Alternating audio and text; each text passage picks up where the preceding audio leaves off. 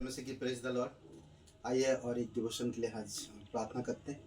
दयालु और करुणामय परमेश्वर पिता, हम धन्यवाद देते और एक शुभ अवसर आप हमें दिए, तेरे नाम को ऊंचा करते। धन्यवाद देते प्रभु यीशु आपकी क्रूस के लिए, धन्यवाद देते पुराने नियम नए नियम के लिए, धन्यवाद देते हर एक वाचा के लिए, और धन्यवाद देते हर एक बलिदानों के लिए जो आप हमें दिन प्रतिदिन सिखाते हैं और समझाते हैं आपके वचनों में, ताकि हम पवित्र जीवन जी सके। धन्यवाद देते, तेरी स्तुति महिमा करते, यीशु मसीह के नाम से मांगते हैं, आमीन। ओके, आज हम लोग जो बात करेंगे और वो है बलिदान और अलगाव। बलिदान और अलगाव। ले व्यवस्था की किताब अगर हम देखते हैं, पहला अध्याय से लेकर 6वां अध्याय तक, उसमें हम पाते हैं बलिदान के ऊपर कई सारे बलिदान हैं। तो उससे पहले हम देख सकते हैं 3 किताब, उत्पत्ति और निर्गमन, फिर ले व्यवस्था। उत्पत्ति की किताब इंसान को पापी दिखाता है, और निर्गमन की किताब इंसानों को छुटकारे के बारे में दिखाता है, और ले व्यवस्था की किताब आराधना के बारे में बताता है, जो मनुष्य को इस तरह से बात करता है 3 किताब। तो आज कुछ बलिदानों के ऊपर हम बात करेंगे, और ये बलिदान जो है यीशु मसीह को क्या दर्शाता है। और आज भी बहुत सारे अन्य जातियों में ये सब बलिदान आज भी चल रहा है, और यहूदियों के अंदर भी ये चल रहा आज भी। बलिदान कहता है ठीक हो जाओ, बलिदान कहता है ठीक हो जाओ। हम परमेश्वर के पास आते हैं, हम पापी थे, हमारा छुटकारा हुआ, फिर हम परमेश्वर के पास आते हैं आराधना करने के लिए, उसकी महिमा करने के लिए। बलिदान चाहता कि हम ठीक हो जाएं। मनुष्य के जीवन में एक महत्वपूर्ण प्रश्न उठता है कि कैसे एक अपवित्र मनुष्य पवित्र परमेश्वर के पास पहुंच सकता है। अपवित्र इंसान एक परमेश्वर के पास कैसे पहुंच सकता है।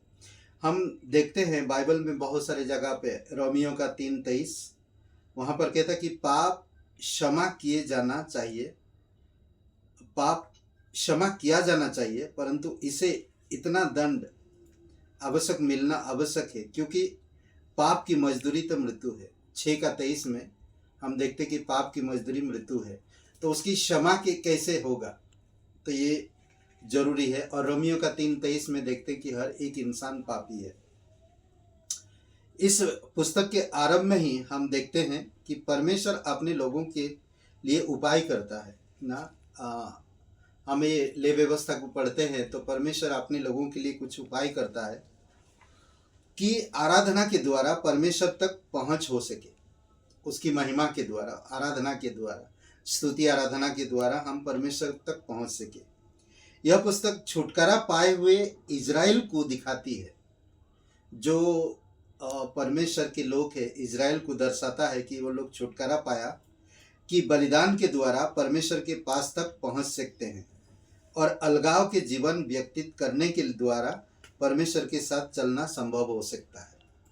तो छुटकारा मिला इनको, और वही उनको परमेश्वर उनके साथ चलने के लिए कह रहा, और हम आराधना के द्वारा हम परमेश्वर के साथ चल सकते हैं।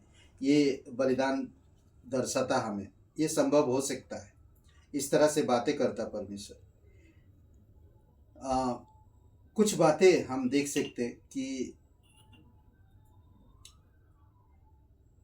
कहता है कि क्या यह विचित्र बात नहीं कि प्रत्येक हृदय की गहराइयों में दोष का आभास है, और क्षमा प्राप्ति के लिए कुछ करने की इच्छा भी जागरूक होती है। कई बार हम देखते हैं हर एक इंसान के अंदर एक दोष, ग्लानि एक पैदा होती है गहराइयों में, और फिर उसको क्षमा के लिए भी हर प्रकार के लोगों के पास, आज हर एक जात के, अन्य जाति के लोगों के पास हम देख सकते हैं ये बातें। या गलती किए हुए व्यक्ति ने परमेश्वर की स्वीकृति को प्राप्त कर लिया हो, अन्य जाति अपनी भेंटों को यानी कि बलिदानों को अपने देवताओं के समक्ष वेदी पर रखते हैं, आज भी हम देखते हैं कि अन्य जाति के जो लोग होते हैं अपने देवताओं के सामने भेंट रखते हैं, यानी कि बलिदान को रखते हैं। और क्योंकि उन्हें ज्ञान है कि वे अपने पापों के प्रति कुछ नहीं कर सकते हैं। हर एक इंसान आज यही जानता है कि वो अपने पापों के प्रति कुछ नहीं कर सकता, पर परमेश्वर को बलि कर सकता है, बलिदान कर सकता है, भेंट दे सकता है। उन्हें अपने पापों के लिए प्रायश्चित करने की नितांत आवश्यकता है। एक मैं पढ़ रहा था एक किताब में, तो उसमें बताया गया था, बहुत पहले की बात है, भारत की माताएं अपनी नवजात शिशुओं को गंगा नदी में फेंका करती थी ताकि अपने देवताओं के क्रोध को शांत कर सके। कई बार हम ये देखते हैं, आज भी हमारे भारत देश में ऐसा बहुत सारी चीज़ें हैं, जो नवजात शिशु होते उनको गंगा में फेंक देते थे ताकि देवताओं की क्रोध शांत हो जाए। ब्रिटिश सरकार ने इस परंपरा का अंत कर दिया था, यानी कि बंद कर दिया था। अन्य जाति अपने बलिदान के अतिरिक्त और कुछ भी नहीं देख सकते थे, और उनको बता भी नहीं सकते थे और जान भी नहीं सकते थे, सिर्फ केवल बलि कर सकते थे, बलिदान कर सकते थे। जब हम इस पुस्तक में, यानी कि लेवी व्यवस्था की पुस्तक के बलिदानों पर ध्यान देते हैं, तब हम यह पाते हैं कि ये सब केवल प्रतीक है। अगर लेवी व्यवस्था का किताब सही से पढ़ेंगे और ध्यान देकर पढ़ेंगे तो एक प्रतीक दर्शाया गया है।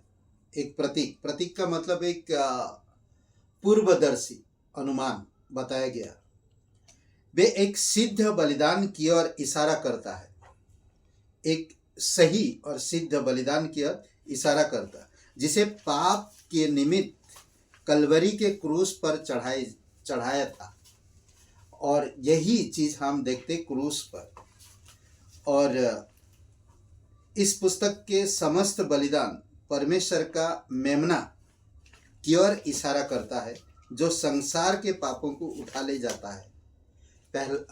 यूहन्ना का पहला अध्याय और वचन 29 में जिस तरह कहा, परमेश्वर का मेमना जो जगत के पापों को उठा ले जाता है, तो ये बलिदान परमेश्वर के मेमने की ओर इशारा कर रहा। ये पुस्तक सिद्ध बलिदान की ओर इशारा कर रहा, कलवरी की क्रूस की तरफ इशारा कर रहा, जो परमेश्वर का पुत्र कलवरी की क्रूस पर बलिदान होगा। पाप क्षमा किए जाना चाहिए, परंतु इसे इतना दंड आवश्यक मिलना अवश्य है, क्योंकि पाप की मजदूरी तो मृत्यु है, यानी कि पाप की मजदूरी मृत्यु है। इसीलिए पापों के लिए किसी ऐसा निर्दोष को मरना जरूरी था, और वो था प्रभु यीशु मसीह, जो परमेश्वर का मेमना है। पाप हमें परमेश्वर के समीप आने में बाधा डालता है। कभी भी हम देख सकते, पाप परमेश्वर के करीब आने नहीं देता है। परमेश्वर इतना पवित्र है कि हम पाप को, परमेश्वर कभी पाप को देख नहीं सकता। परमेश्वर और मनुष्य के बीच में सहभागिता हो नहीं सकती जब तक कि पाप का हिसाब ना चुका दिया जाए। परमेश्वर और मनुष्य के बीच में कभी भी रिश्ता नहीं हो सकता जब तक पाप की हिसाब चुकता ना किया जाए। अब आज हम देख सकते हैं, आज हम लोग जो विश्वासी हैं, तो प्रभु यीशु मसीह पर विश्वास किए, क्योंकि परमेश्वर अपनी ओर से हमारे पापों का भुगतान किया है अपनी प्राण को देकर। और यह मार्ग बलिदान का ही मार्ग है। बिना लहू बहाए पाप क्षमा नहीं होती है, पाप की क्षमा नहीं होती। इब्रानी का 9:22 में कहा गया, कभी भी लहू के बहाए बिना लहू बहाए पाप की क्षमा नहीं हो सकता। लेवी व्यवस्था की पुस्तक में 5 बलिदानों का वर्णन किया गया है। अगर आप पहले अध्याय से लेकर 6 अध्याय तक पढ़ेंगे, 5 बलिदानों के बारे में बात करता है। ये 5 जो बलिदान हैं, ये हम बलि, अन्न बलि, मेल बलि, पाप बलि और दोष बलि, ये 5 बलिदान हैं। परमेश्वर चाहता है कि हम पापों के वास्तविक रूप को समझ सके, पाप का जो परिणाम है सही मायने में क्या है उस चीज को समझ सके, इसीलिए वो बलिदान का व्यवस्था देना उसको जरूरी था। इस धारणा यानी कि ये रूपरेखा को हम देख सकते हैं। 6 अध्याय को अपने पहले से लेकर 6 अध्याय में हम अपने दिमाग में स्थिर रख सकते हैं कि पहले अध्याय से लेकर 6 अध्याय तक कितने बलिदान हैं। ये 5 बलिदान हैं। सबसे पहले होम बलि, प्रभु यीशु मसीह का संसार के लिए समर्पण। पहला अध्याय में यीशु मसीह का संसार के लिए समर्पण था, उसका पूरा जीवन पहला अध्याय में हम देख सकते हैं। अन्न बलि, प्रभु यीशु मसीह का अपने जीवन में सेवकाई के बारे में बात करता है दूसरा अध्याय में। और तीसरा अध्याय में हम देख सकते हैं मेल बलि, प्रभु यीशु का उसके जीवन में शांति के विषय में हम देख सकते हैं तीसरा अध्याय में। अगर आप सही तरह से पढ़ेंगे तो ये चारों 6 जो बलिदान है पूर्ण रूप से यीशु मसीह पर लागू होता है। पाप बलि, चौथी पाप बलि, प्रभु यीशु का पाप के बदले स्थान लेना, यानी कि पाप के बदले एक निष्पापी को कहते ना कि एक जो कभी पाप नहीं किया, पापी के बदले में उसने उस जगह को लिया, पापी की जगह वो ले लिया, क्योंकि उसके पास कोई पाप नहीं था, इसीलिए वो पापी की जगह लिया ताकि उनके पापों को क्षमा कर सके। और हम देख सकते हैं ये चौथे अध्याय से लेकर 5वां अध्याय वचन 13 तक पाप बलि के ऊपर। दोष बलि, प्रभु यीशु का परमेश्वर की मांग को पूरा करके संतुष्ट करना जरूरी था। प्रभु यीशु का परमेश्वर की मांग को, यानी कि पाप की मजदूरी क्या, मृत्यु था।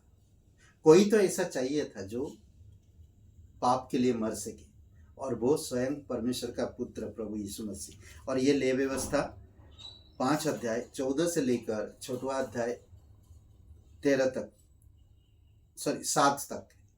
तो ये बलिदान के ऊपर बात किए। हम आगे आपको एक एक बलिदान के ऊपर डिटेल थोड़ा बताएंगे।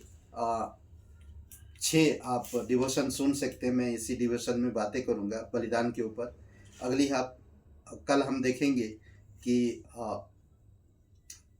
सबसे पहला बलिदान के ऊपर में हम बलि, फिर अन्न बलि, फिर मेल बलि, पाप बलि और दोष बलि। आमीन। आइए प्रार्थना करते हैं। पवित्र परमेश्वर पिता, हम धन्यवाद देते हैं। तू जानता है मनुष्य पापी है, तू जानता है उन्हें कैसे छुटकारा देना, तू जानता है उनको आपके पास कैसे चलाना, आपके साथ कैसे संगति करना। धन्यवाद देते हैं, आपकी स्तुति महिमा करते। प्रत्येक भाई बहनों को अभिषेक करो, तेरी अनुग्रह में बनाई रखो पिता। उनकी परिस्थितियों में आप मदद करो प्रभु यीशु। तू हमारा रक्षक है, तू हमारा अगुवा है, तू हमें सही रास्ता दिखाता है। धन्यवाद देते आपका प्रेम, आपकी अनुग्रह के लिए यीशु नासरी के नाम से मांगते, आमीन। हे ब्रदर एंड सिस्टर, सबको जय मसीह की। Praise the Lord. शुभ रहे दिन आपका। बहुत बहुत धन्यवाद। लाइक करिए, कमेंट करिए, शेयर करिए। बहुत बहुत धन्यवाद।